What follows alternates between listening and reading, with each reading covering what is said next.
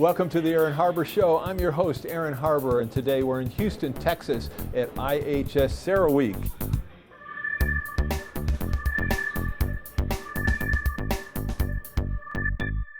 Welcome to the Aaron Harber Show. I'm with Charlie Ebinger from the Brookings Institution. Charlie, great having you on the show. Nice to be here, Aaron. Thank you. Always a pleasure. You're heading up the Energy Security Initiative. Tell me a little bit about that, the Energy Security and Climate Initiative. Well, what we try to do is look at a broad array of both international and domestic policies that are affecting the environment and the nexus with energy. And so we cover the gamut from renewables to oil and gas, nuclear, conservation, but we're a public policy institution, so we of course don't do research for research's sake. It has to have a policy dimension for us to take on an issue. All right, now you've advised over 50 governments around the world. Well, I have, amazingly, but of course that's over 40 years, not to disclose my full age. And the funny thing is how few of them probably have taken any of that advice. But you know, these were on a variety of World Bank, Asian Development Bank sponsored projects. And a lot of times those institutions were demanding reforms that were just too politically contentious for governments to bite off, although they wanted the computers and other goodies that came along with that technical assistance. Well, all right, that's pretty amazing. I mean, the fact that you've covered so much territory, the Middle East, Africa, Asia, Europe. I mean, there really isn't a continent that you haven't worked on. No, that's true. I'm probably weakest in Latin America, but even there I've done a couple of jobs. So. Yeah, no, that's impressive. Well, speaking of the global picture, the Paris Accord, give me your take on that. What got accomplished there that you were impressed with? And then I want to know what didn't get accomplished. Well, on the positive side, clearly to get 195 nations or thereabouts to even make commitments to taking on climate change is a major achievement, and everybody organizing the conference should be awarded for that. But I think on the other hand, when you look behind the numbers and realize a lot of commentators have suggested that even if all the commitments were put in place, that would only be about 42% of what the world needs to do. And then you take in consideration that a number of prominent countries, probably most notably India, while making very vigorous commitments, did say these were contingent on external financing being available to help them. And when you consider that the world is being asked to come up with about $100 billion a year to help the emerging market nations meet these commitments, when you look at a country like India, it's suggested that just to make the reforms in the power sector alone, probably close to $2 trillion. So I'm worried about the finances really being requisite to what needs to be done. I'm also worried that there's really no contingency for what happens when countries 5 years from now come to talk about what they've accomplished. There's no penalty for non-compliance.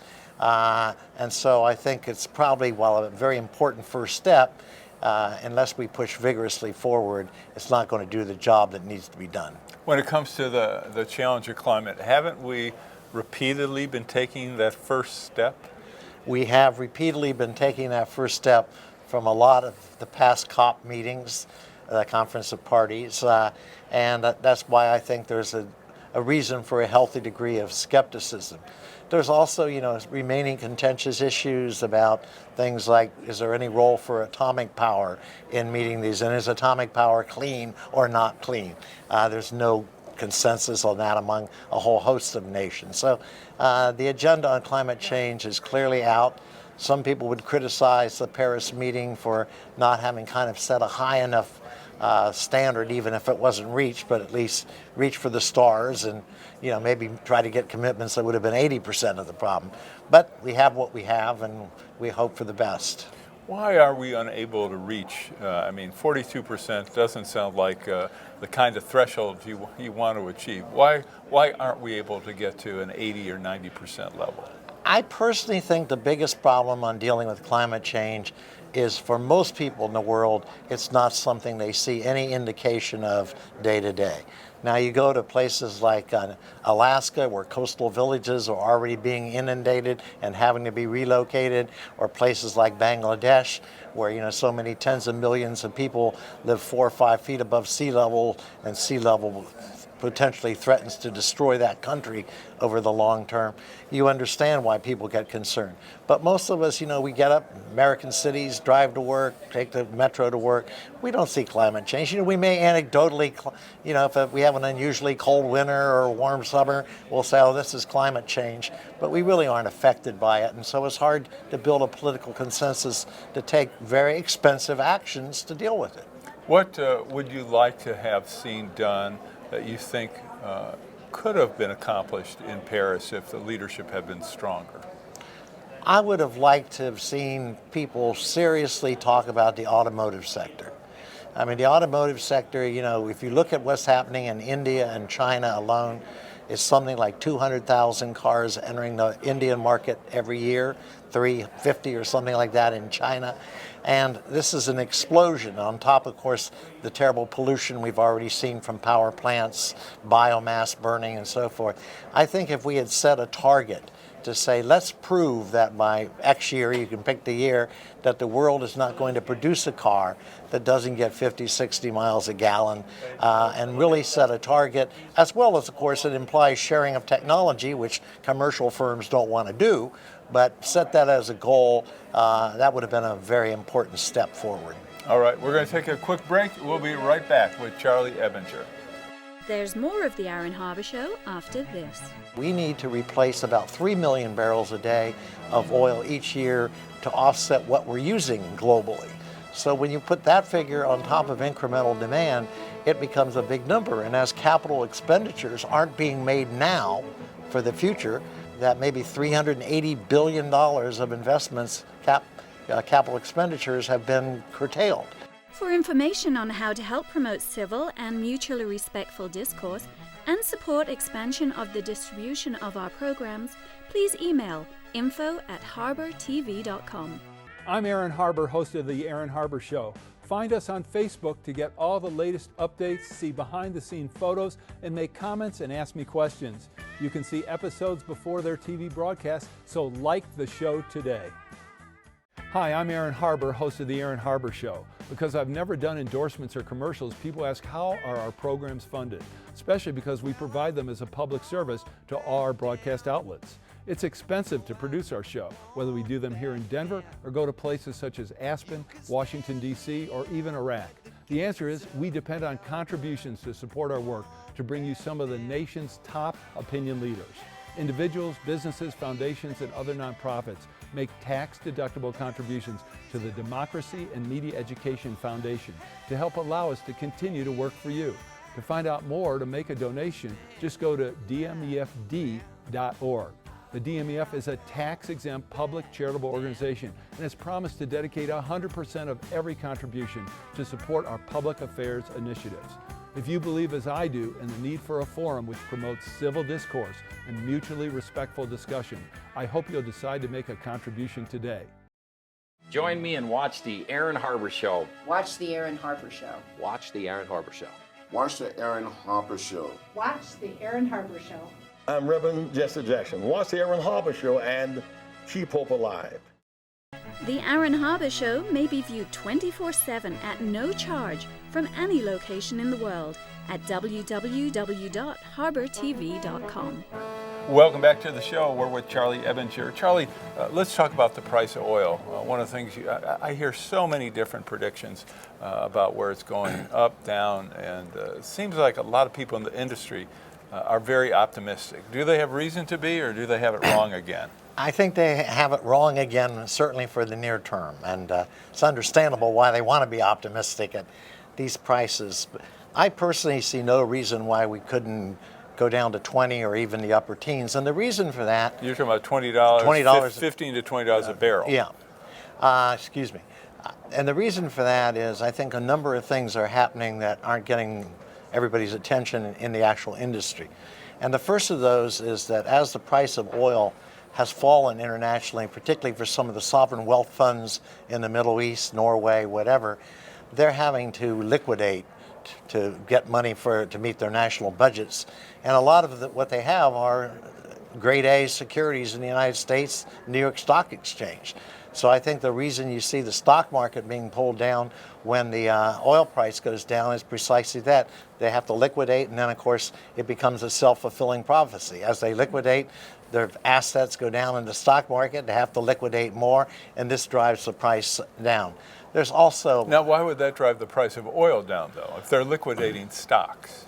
Well, they're liquidating stocks, the price of oil falls, so then they're earning less on the oil they're selling, and so then they need to sell more in order to get the revenue to support their development budgets. I think the other thing that's happening is there's certainly still some cheating going on in OPEC that they don't like to admit. The Russians apparently are, despite the agreement to hold at January levels, it appears the Russians are cheating a bit. And so the global economy is certainly, I will say it's in a free fall, but certainly there's not any real great growth in the world, except maybe India and a few countries in Asia. So there's no expectation that's going to pick up. And you've got the uncertainty, which I just think plays into a downdraft. Now, we should remember that if we look back at 86 and 98 previous oil shocks, the farther the price falls, the faster it comes back. And in a sense, at some point, the low price of oil itself becomes the engine for the world economy to bounce back, because people start saying, hey, the input cost of oil to produce XYZ is pretty low right now. Let's start producing again. And so demand will come back up. But I think you're probably not going to see oil over the next, say, through 2017. I would doubt very much if you saw oil much above $45 a barrel.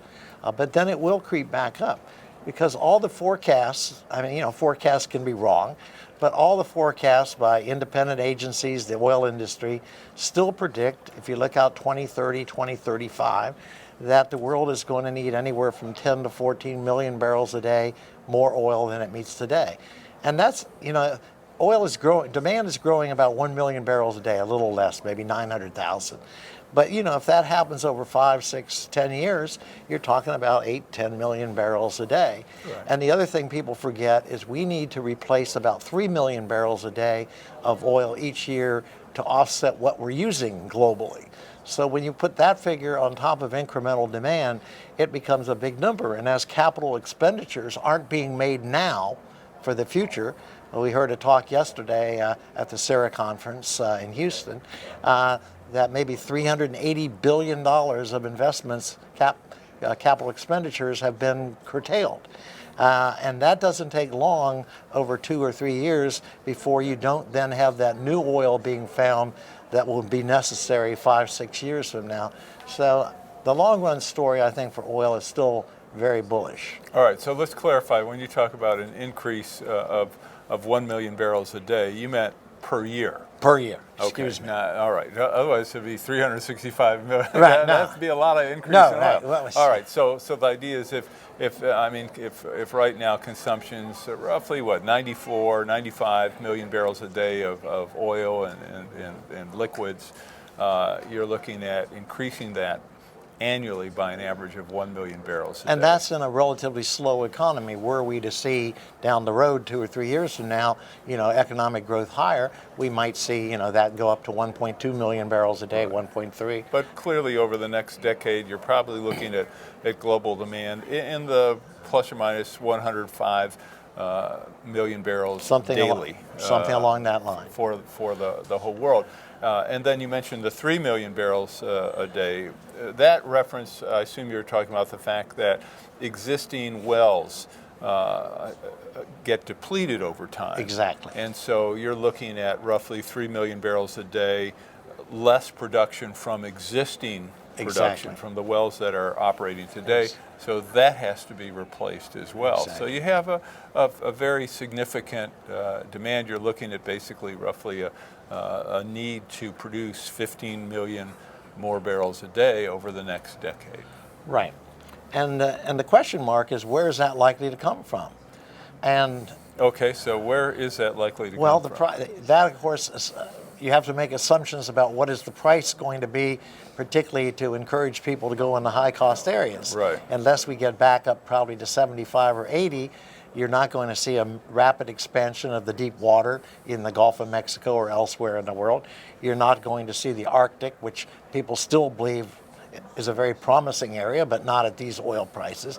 And sadly, the place where a lot of that's probably going to come from is Iraq, Iran, Saudi Arabia, potentially, if the price justifies it, the Canadian oil sands, Venezuela's Orinoco, which of course Venezuela's a basket case at the moment, but maybe the Orinoco could save Venezuela in the long time, and the U.S. If we get the price back, so that shale comes on and we get shale production going up like it did the last 4 or 5 years before the price collapse.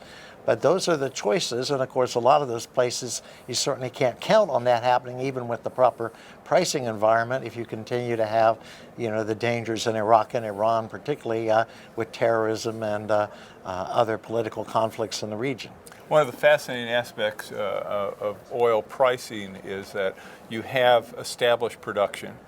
You have a lot, of course, of contracts that obligate that production, yet the price of oil fluctuates so much. I mean, you have, 1 year it's $147, several years later it's, it's $25, $30 a barrel. I mean, it's like, how do you manufacture a car that you sell for, $50,000 and then the next year it's selling for $5,000? It's very hard. Look at something like the liquefied natural gas market. For years, as the price of gas was low, but you had a lot of oil index contracts to $100, and people didn't like that. But now, if you have an oil index contract for LNG, looks pretty good. And of course, the LNG producers don't like that. Right. But you're right, there's constant ebb and flow on this question. What about, let's talk about coal. And certainly in the United States, I think the impression is coal is pretty much dead. And with the recent plans to increase the burden on coal plants in terms of the cleanliness of emissions and all that, a lot of people are already buying cemetery plots for coal-fired utility plants. But globally, that's really not the case. It's not the case, and even in the U.S., it's possible that the coal export market may hold up, although some plans to build 2 new major coal export facilities in the Northwest have been under serious environmental challenge and may not actually get built. But if you look at countries, particularly in Southeast Asia, whether you're looking at India under Mr. Modi's most recent plan is talking about going from 500 million metric tons of domestic coal to 1.5 billion tons. You're talking about consumption. Consumption. So burning twice as much coal. Really 3 times, going from 500 million to 1.5 billion. And this is terrible quality coal. A lot of it's lignite, very highly polluting, subject to spontaneous combustion. You look at countries like Indonesia, which of course is a huge coal exporter, but also as their oil has dried up, they're using more and more coal domestically, which is creating problems. You've got Australia as a major coal producer, although that is hurting because they're trying to find a new export market, which used to be India, but now India's producing their own coal. But you look at places like Thailand, Bangladesh, the Philippines, Vietnam's projected to be a huge coal increase in their consumption. I don't think coal is dead at all in the world economy. And of course that comes back to where we began the conversation with Paris. If this coal in those kinds of volumes continues to be produced, it's going to be very hard to meet the world's climate change goals. Well, in fact, you could have global coal consumption in terms of the combustion of coal going up extraordinarily. Extraordinarily, absolutely. So, and certainly the argument by those countries is it's a very inexpensive power source, and why should we pay a premium on electricity when you look at countries like the United States and Europe that have used coal through decades to get to where they are today? That's a very strong case that they constantly make, that the legacy of the West's Industrial Revolution was based on coal, and why should they be suffer? And the other critical point is a lot of these countries have huge populations that don't have access even to one light bulb. It's estimated we've got 1.2 billion, some people say higher, of people who have no electricity. And if you've got electricity in your country like India, where about 250 million people don't have access to electricity, it's very hard politically to say we're not going to let you have electricity from coal because of global concerns about climate change when the people are being affected, they have no livelihoods. It's a hard political sell to do that. Is there a path to their use of clean coal? What the Indians are doing, most of their coal plants right now are basically very poor quality. They have made a commitment when their new 5-year plan starts to at least make all their new plants supercritical or ultra supercritical. And for people that don't know what that means, you're talking about 18 to 25% improvements in efficiency. So just that step would be very important. Critics say it's not enough, we shouldn't be burning coal, but that would go a long way, and from the cost perspective, is probably one of India's cheapest options to do that. All right, we're going to take our last break, and we'll be right back with Charlie. Welcome back to the show, our final segment with Charlie Ebinger of Brookings. So, there's more of the Aaron Harber Show after this. Well, of course, anytime you talk about population control, you're getting into very thick political waters and in many different religions of the world that don't want to hear about that. But I think if you look at the reality, people themselves are making some choices. I mean, if you look at a country like Egypt, which used to have a population growth rate that was considered catastrophic, a lot of Egyptians now are having 1 or 2 less children than they used to have. They're still having too many, but instead of 4 or 5, maybe they're having 2 or 3. Your opinions, ideas, suggestions, and criticisms related to guests, topics, questions, or the host are welcome. Please send an email to producer@harbertv.com. Hi, I'm Aaron Harber, host of The Aaron Harber Show. It's tough for me to limit myself to 140 characters, but you can see how well I do by following the show on Twitter. Follow me at @Aaron Harber. To obtain a DVD copy of this program, please contact info@harbertv.com. welcome back to the show, our final segment with Charlie Ebinger of Brookings. So one of the things I'm really interested in is we talk about the demand for energy. You have a world whose population is increasing significantly. We're going to add probably 2 or more billion people to the planet. On top of that, you have the 7 1/3 billion people on the planet today, many of whom want to have the same standard of living that you see in the United States, or even something, half the standard or a quarter of the standard of living in the United States. All that drives us towards an extraordinary increase in the demand for energy. So one of my questions is, how come we don't hear any real discussion about population management? Whether it be population control, population growth, just the idea that when you're adding people to the planet, and on top of that, you're adding the demand that each of those people places on the planet in terms of environmental impact. It seems kind of obvious that those numbers are driving a lot of the challenges when it comes to climate change. So what's missing? Well, of course, anytime you talk about population control, you're getting into very thick political waters and in many different religions of the world that don't want to hear about that. But I think if you look at the reality, people themselves are making some choices. I mean, if you look at a country like Egypt, which used to have a population growth rate that was considered catastrophic, a lot of Egyptians now are having 1 or 2 less children than they used to have. They're still having too many, but instead of 4 or 5, maybe they're having 2 or 3. And that, I think you could say, is occurring in wide swaths of both the Islamic world and on into Asia, simply because people realize if they want a better life for their children, they can't have as many to provide them precisely the kinds of goods and services you're talking about. I mean, all of a sudden we have large swaths of populations in many parts of the world that can't afford, things like dishwashers and refrigerators and things, cars. And so they're realizing, and they want to give education to their children. So I'm not so pessimistic on the population, because I think it's coming down from what we had projected. It's still too many people. And as you suggested, you add a couple billion people, plus the people that already don't have energy, it potentially is staggering growth and with attendant climate change implications. On the other hand, to jump on the other side of the fence, if you look at the world today, you have certainly on a per capita basis less pollution on a per capita basis. Absolutely. You have far more energy on a per capita basis, higher standard of living. So we actually have more people and in many cases a cleaner environment than we had in many parts of the world, and a higher standard of living. So it may seem contradictory, but it's like you can have your cake and eat it too. Well, that's maybe. right. And it's really true that energy efficiency has done a lot globally. It took a long while, but you look at something like India, it's estimated that 30 to 40% of the buildings, commercial buildings that will be needed by 2030 have yet to be built.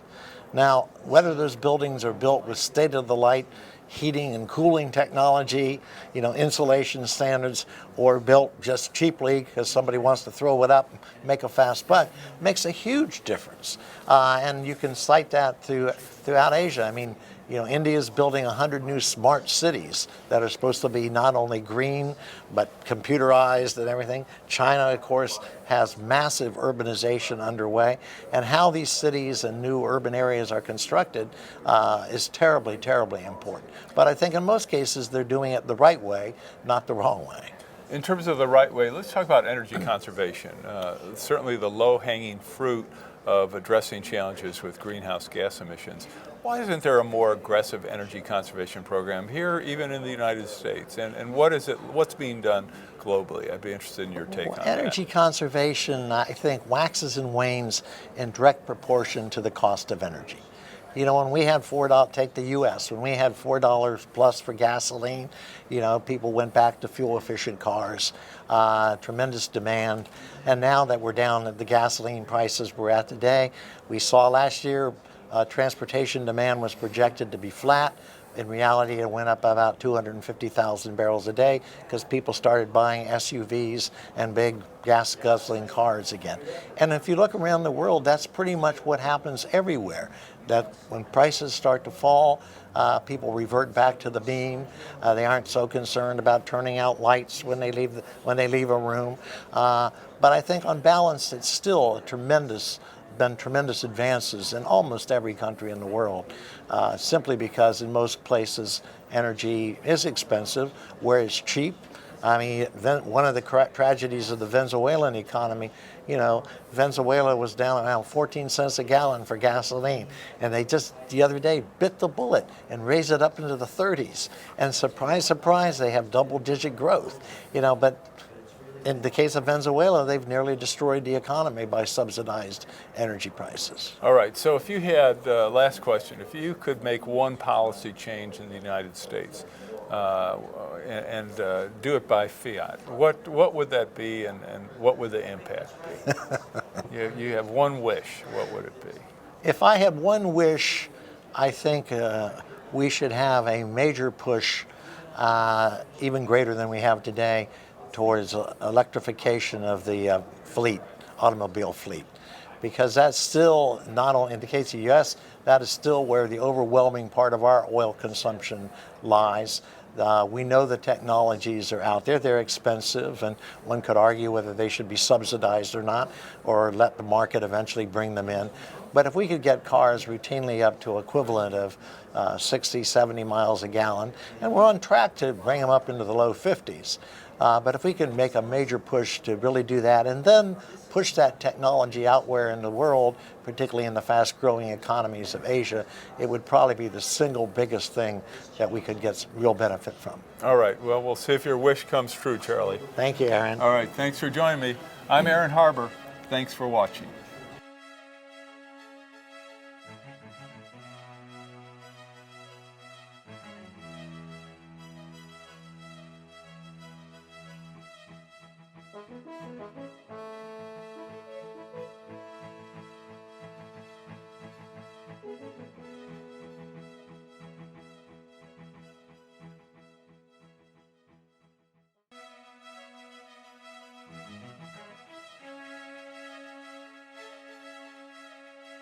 Please contact us. We want to hear from you.